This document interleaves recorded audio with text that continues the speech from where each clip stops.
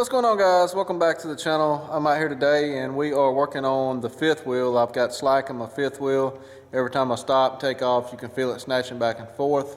So we're going to see about adjusting this, and this is a Holland Simplex light fifth wheel, I believe it is. And they make a couple different ones of these, light 2. I don't know what the difference is in all of the different models, but these right here, if it's got the hex pin in it, it adjusts the same way. And the hex pin I'm talking about is this thing right here. It's got a pin on the bottom that you pull out, and you have to get this up, and it's got different positions on it. It's got an arrow there on the pin, and you can see that arrow. That arrow comes from the factory pointed straight down, and then you have 1, 2, and 3 positions to adjust this. Some of them have a fourth one right here. I think this one does not. So when you get to 3 or whichever one's the highest number and you still have slack, you need to do fifth wheel. So the first thing you need to do is prepare to get good and greasy, because there ain't much avoiding that. You're going to get grease all over you. But the pin is up under the bottom here. You have to tilt your fifth wheel forward there. I don't know how well you're going to be able to see. You can see the pin right there. If you look, that's the bottom of the pin. And zoom you in a little bit more. Right there. It's got a little keeper in the bottom of that pin. You got to stick your arm under there and pull that keeper out of that pin, and then take a pry bar or something and get up under there some kind of way and push that up so that you can get that pin to come up. And it don't have to come all the way out. It just has to come up enough to clear this right here. And I'm going to try to stick my hand under there and do this, because I just had this out 2 days ago, and I adjusted it to level 2, and I still got slack, and so I'm going to go to the 3rd notch, try that. If that don't work, we'll get a new fifth wheel. So here we go. And you need a pretty good sized pry bar or something to pry with, like this. Probably going to get up under there.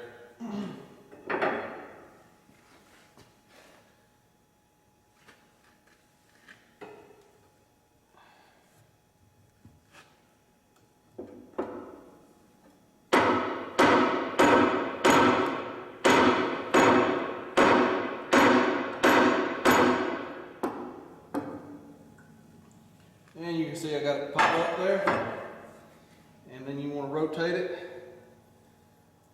to the next notch, and you got to have the fifth wheel handle pulled out, which it will be when you pull out from the trailer. You grab something to rotate that with.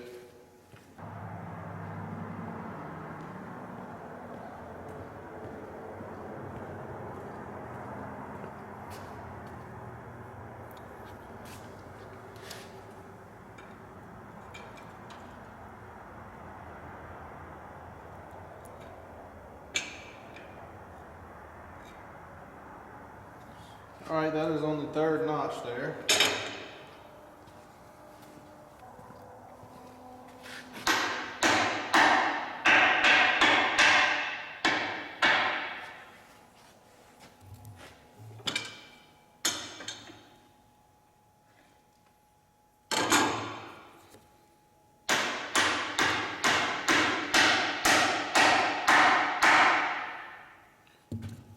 All right, let's turn to the 3rd notch.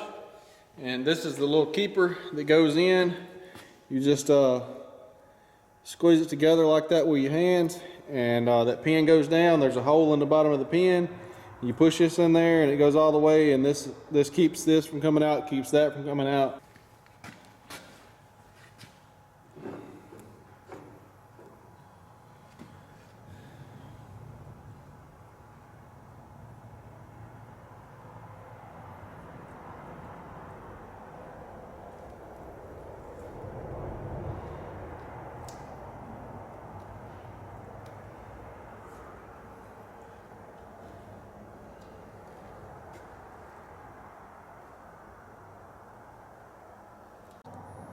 Oh, one more thing I wanted to point out is when you adjust one of these, they make a tool that's basically a kingpin mounted on a plate, and you stick it up in your fifth wheel there, and you can be able to tell how much slack is in it.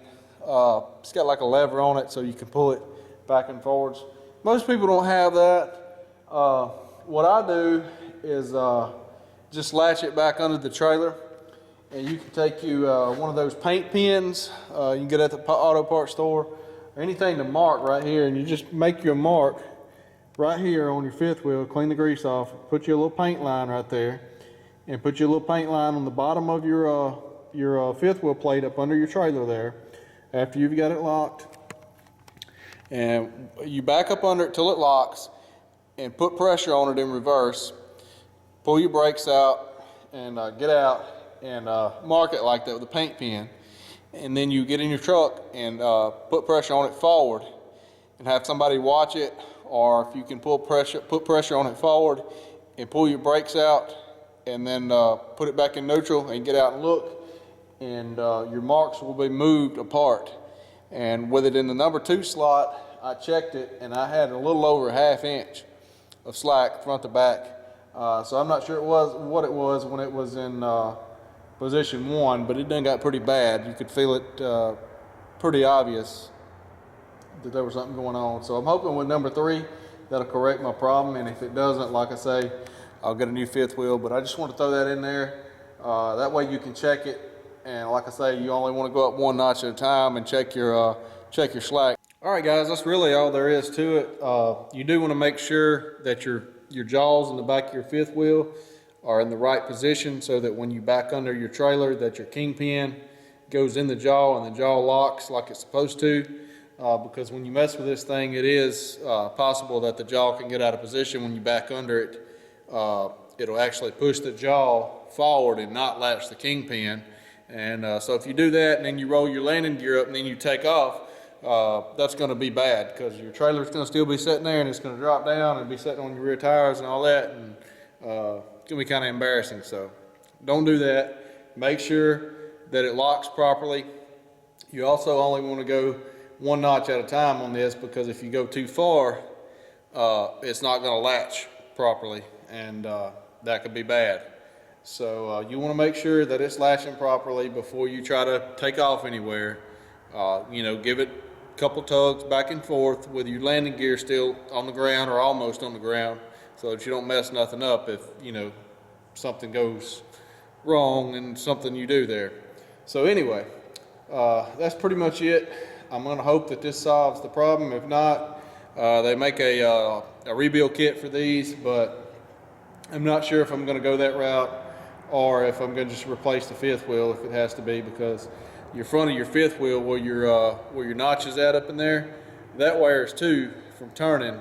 So if you put new jaws in it, you're still going to have some slack in the front part of your fifth wheel, where that trailer's been ramming into it and turning right there. So the fifth wheel probably needs to be replaced. I mean, there's 1.3 million miles on this truck. I'm sure that's the factory fifth wheel that come on it. So anyway, that's about it. Another thing, make sure you have, I've found comes in very handy, these right here. These are the cheapest towels I found, and I got these on Amazon. That's the cheapest place I found to buy them so far.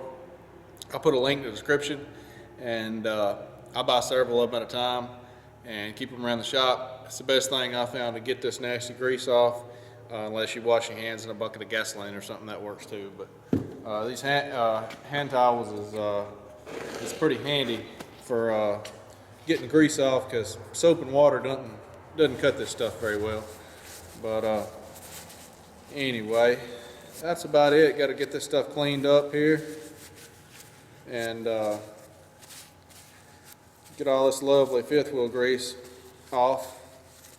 And it does take some scrubbing even with these. I mean, if you've ever had this stuff on you, you know what I'm talking about. It doesn't come off very easy at all.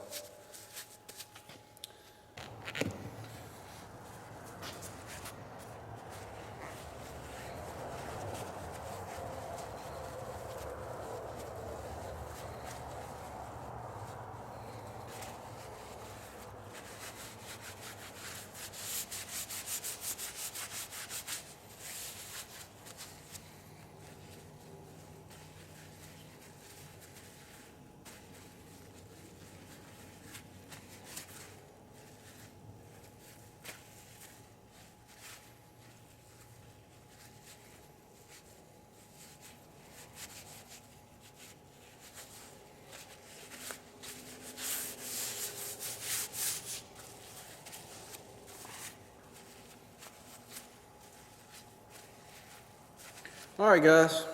Still got a little bit on there, but that's much better. And you can go in the house and finish washing your hands or whatever. At least you won't get in trouble with the missus now. And I can assure you, if you walk up there and grab the doorknob with your hand with that nasty fifth wheel grease all over it, get it all over the doorknob, it'll be all in the house, all over everything you touch, faucet and everything. You'll have a bad day with the missus, so don't do that. Anyway, that wraps this video up. Thanks for watching, you guys. We'll see you next time.